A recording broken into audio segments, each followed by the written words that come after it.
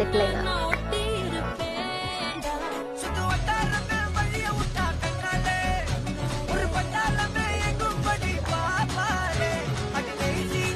നമുക്ക് ഡ്രസ് മാറ്റാം. ഇതാണ് എൻ്റെ ഔട്ട്ഫിറ്റ്. നമുക്ക് ഹെയർ ഒന്ന് റെഡിയാക്കാം.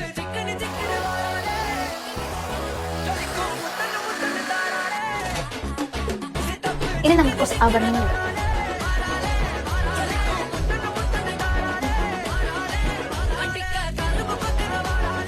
I'm ready.